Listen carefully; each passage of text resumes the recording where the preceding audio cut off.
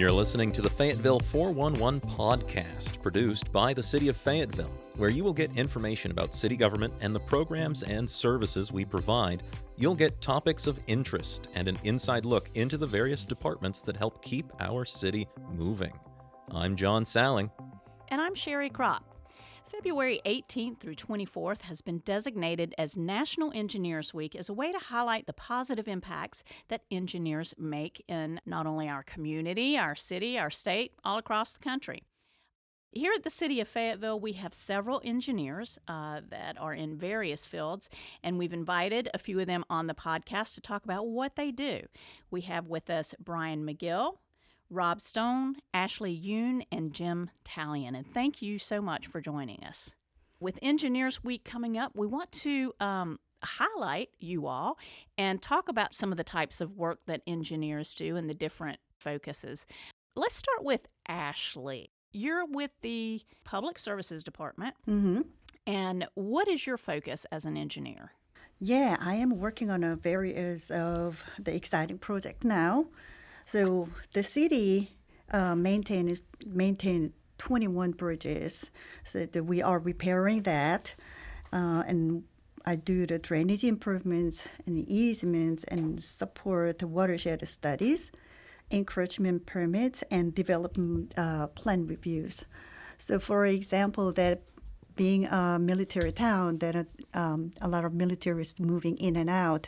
So there is a pod, the moving pod installed the city right of way. They must have an encroachment permit. And then they need my approval to install any infrastructure within the city right of way. Mm-hmm. So you stay busy, very busy. And how did you become interested in the engineering field? Well, I stepped into the engineering field at my father's recommendation, who is a civil engineer and project manager in Korea. Uh-huh. So I studied and I became a civil engineer in road construction. And then when I moved to state, it was difficult to have my degrees transferred because it was a foreign degree. So I decided to have business administration degrees with the Campbell University. And then that stepped me into the position as an executive assistant position to supporting public health director with Cumberland County. And my former supervisor, he recommended me to go back to engineering field. So I decided to go to study at the FTCC and got an associate degree. Well, that's awesome. That's awesome. And what do you find most rewarding about the work you do? With my role in roadways and bridges, providing safety and connectivity to the citizens of Fayetteville is the most rewarding and makes me proud to work for the city of Fayetteville.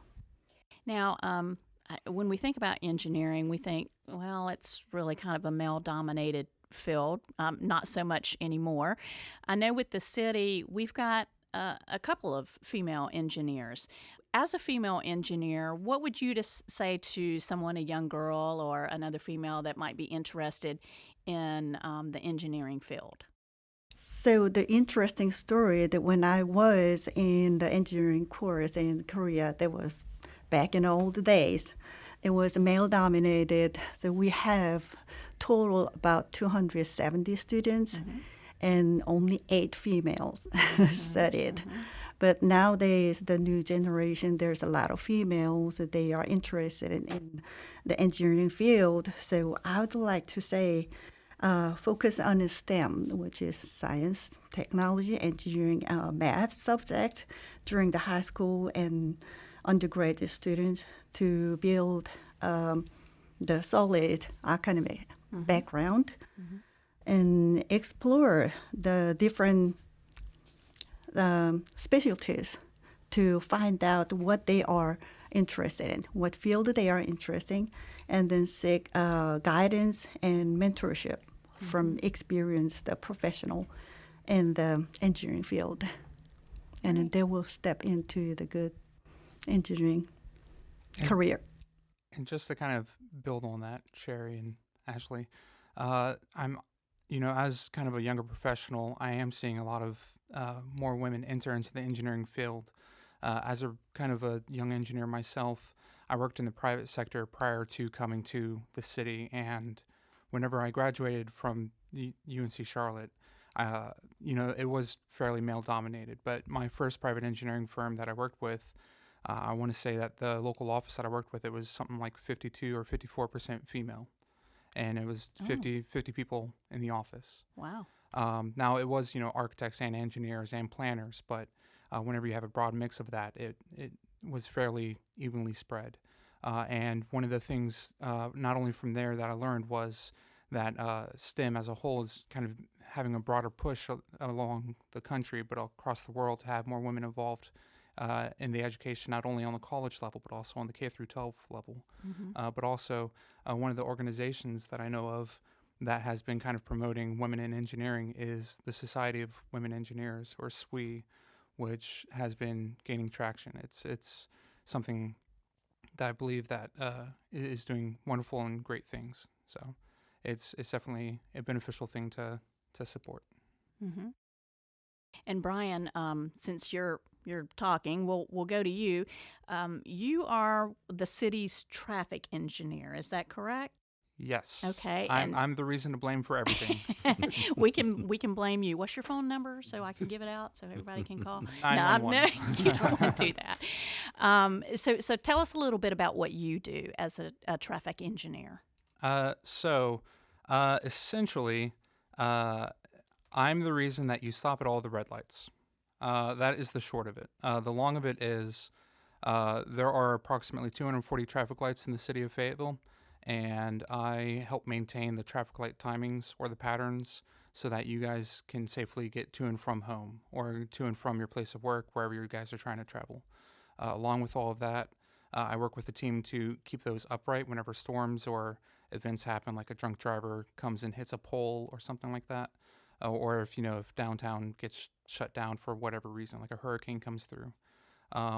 Outside of just maintaining traffic lights and making sure that the signal times are working correctly, I also work with roadway design plans. And so if there's a project going on where the DOT is looking at widening a road, then the city would want to be involved with what's happening with the laneage and what type of controls are going on, how it interacts with the businesses. And then also whenever developers are coming in and they say, hey, we want to put in a driveway here, or we want to put in, sidewalk over there, then traffic services, they come in and they say, hey, this driveway is too close to the traffic light. We want to have you put in sidewalk over here to make sure that pedestrians can move around. And so traffic services as a whole, we have a kind of a push and a strive more towards safety. And that's kind of my overarching goal, is to try and deliver safety wherever I can. But it's definitely a challenge. Sure. And what got you interested in this specialty of engineering? So whenever I was a kid, I played with Hot Wheels Matchbox cars. And then in college, or in high school, because I grew up here in Fayetteville and I went to 71st, one of the programs that they had there was computer-aided drafting, or CAD. And from there, whenever I went to college, I was like, okay, what has CAD? Because it came natural to me. I found engineering, and in engineering, I found transportation and traffic engineering, and I figured out, oh, hey, CAD, Hot Wheels, transportation, let's go. And then from there, I just kind of kept going and going in traffic and transportation, and then I eventually found my way back home, and I'm just very happy to be here. So.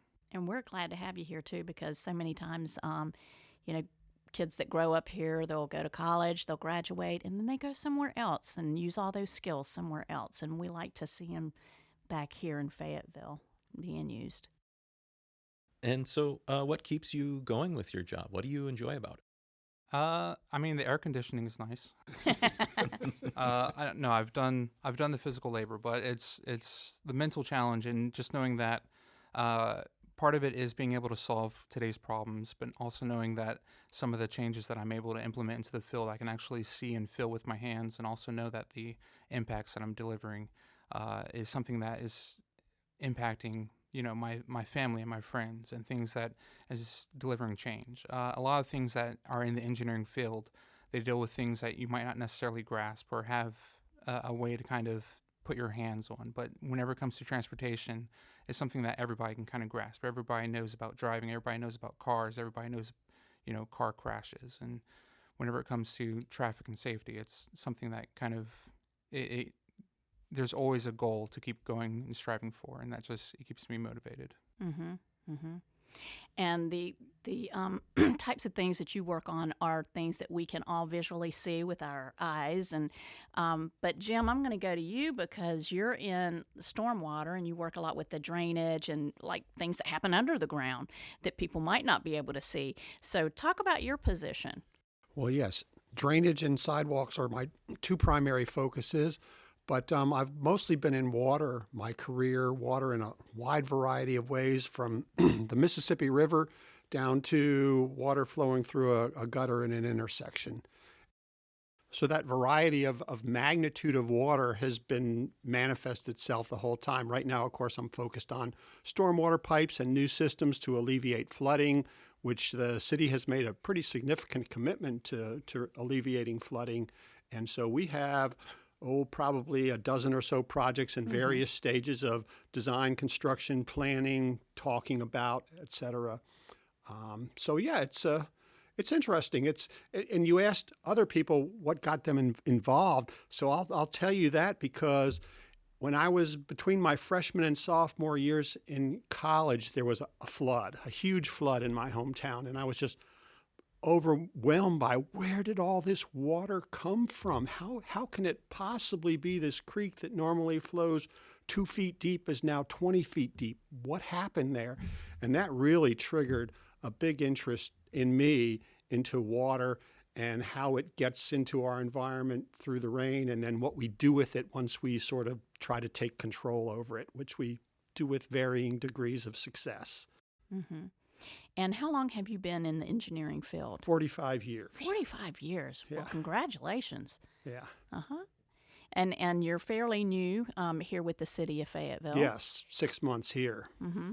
So it's been an interesting. Like I said, I used to at one point I would tell people that I ran the Mississippi River because I had 10 dams that I analyzed every day, and how much rain fell last night in half the states of the Union, and how much water do we hold, and how much do we release.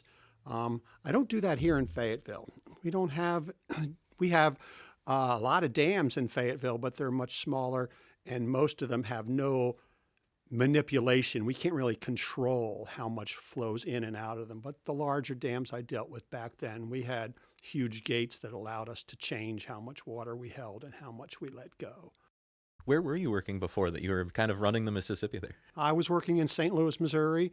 I worked for the Army Corps of Engineers, and we had 10 dams. And then I've also worked for other Corps districts as a consultant, helping develop the policies by which dams are run. You can't just make those decisions on the fly the day the floods come. You have to have a plan in advance. And so I worked for many years developing those plans for other dams on the Cumberland River in Kentucky and Tennessee. Sure. And what got you interested in the Fayetteville area? My granddaughters. My son's who's in the Army, of course. And my other son moved here because his brother lived here. So I have 4 granddaughters here, and we're thrilled to be around them on a weekly basis. And we're thrilled that you brought that experience and that knowledge here to Fayetteville as well. It's fun. It's a nice city. I was somewhat reluctant to move here, but now that I'm here, I am thrilled to be here, really. Well, we were talking about the female involvement in the engineer. I will mention that quite a few times in my career, I've had female supervisors that I've reported to female. So it's not just an introductory thing for females anymore. They are definitely getting into leadership and asserting themselves. Girl power. Yes, ma'am. And I know there's this one specific day during Engineers Week that's dedicated to girls learning about engineering. I think it's Girls' Day. Yeah, that is Girls' Day is February 22nd. Mm-hmm. So we've learned a little bit about traffic services. We've learned about engineering with bridges and roadways and stormwater and drainage. And now we're going to go to Rob Stone. And Rob, you are a construction engineer. You're in that field, right? Correct. I'm the director for our construction management and capital projects department. Okay. So let's first find out why you became interested in the engineering field. I think very similar to what some of the other folks talked about here. I loved math. I enjoyed math. I loved problem solving. And even in my during high school, I had an uncle that was in construction, and I would help him do some projects. And I also did a little surveying with with a family member that was a surveyor on the side. And so I did quite a bit of that in my younger days. So. Mm-hmm.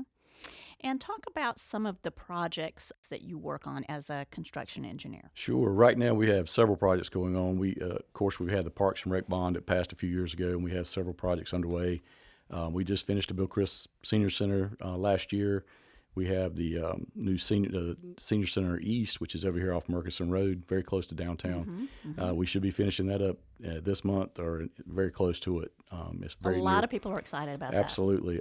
We had a really impressive response to the Bill Chris Center. It's been amazing how many people. So we're looking for the same reaction here in town. We're working on a fire station up on Bragg Boulevard, a new fire station 4, replacement for an older station out there. We have the Veterans Park project. We're looking for some additional funding for that right now, but that's a continuation of the VP project. Another Parks and Rec bond project we just opened up was the Gilmore Center, Dorothy Gilmore Center. It's a therapeutic center for our special needs community. It took a little while to get that one completed. We added to it, redid entirely, and we had really great response to that. The new facility there. Yeah, did a lot of renovations on the inside sure did, there. Yeah. Did you mention the tennis center? Have not. That's another one of the Parks and Rec bond. It's underway. It's between Bragg Boulevard and Murchison Road on Filter Plant. But it's a new tennis center. We should be playing tennis on courts here. Not too many months. I think in April is what we're shooting for. The actual tennis center itself is still under design, so we'll be finished with that. So once they get that design done, it'll take about a year to finish that actual center. But we should be playing tennis there pretty soon. So. And in addition to the tennis courts, you also have pickleball courts that are going in over there. I know there are a lot of people excited about that. Yeah, that's very popular now. So yes, we were joking to the Parks and Rec department that they may have to convert some of the other tennis courts to pickleball as well. But I think there's 4 now planned for the tennis center. So. Okay. And how long have you been with the city as an engineer? I have been with the city 5 years now. This is actually a second part of my career. I started with Department of Transportation. I actually retired from NCDOT. Okay. I graduated from NC State, Go Pack, as a construction engineer. I was a civil engineer construction option, but I co-opted with the Department of Transportation, and I really didn't do anything I didn't like, and it led into a field. I started out very similar to Brian. I was a traffic engineer is where I started out. And so it's kind of funny. I've looped all the way back around to come to where I actually went to school for, is actually building buildings. So that's what I'm doing now. But I worked with the state over 25 years, and I was private for almost 2 years before and in between that, I was with the public services initially, and then went private for a little while, and then came back as the construction management engineer. Okay. And between the group of you, with Engineering Week, trying to show and tell the public a little bit about what it means being an engineer, do any of you have advice or information that you would give to someone considering that career path?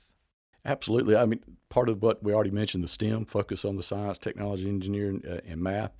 If any of that interests you, there is probably something in the engineering field that you would be able to enjoy. Engineering covers a broad area, everything from software, chemical, electrical. All of us are basically civil engineers, and civil itself has a lot of different aspects to it. But if you like airplanes, aeronautical engineering, there is a lot of opportunities in engineering to do different things. What are the different types of engineers? Civil engineering, aeronautical, you mentioned. What are some of the other ones? You have mechanical, you have electrical, Chemical, just about aerospace. About anything nuclear. Wow. Environmental. If you just name a word and put engineering after there's it, some you there. have it. So it is a great field to go into. I don't think that you would ever not be able to find a job as an engineer. right? I would hope so. Yeah. Yeah. But to answer your question about, advice for people that might be looking to get into this field, I will give advice that, my professor gave whenever he was doing Intro to Engineering. Don't go into this for the money. Go into it because you actually want to go into it. Because if you're trying to go into this for the money, there are other options that are easier that give you a lot more money. It is challenging. Mm-hmm. The schooling especially is difficult. It's you have to come out of high school being pretty prepared, or you will not do well in the college programs. And then I guess I have one final question for each one of you. What would you say is the most interesting, and this can be either fun or challenging or rewarding, however you want to look at it. What is the most interesting project that you've worked on as an engineer? Well, I'll go because I just left the city of Lynchburg, Virginia, where we were rebuilding all of our downtown, basically all of our water, sewer, storm, streetscapes, landscaping, curbs, gutters, everything in the middle of downtown in the central business district.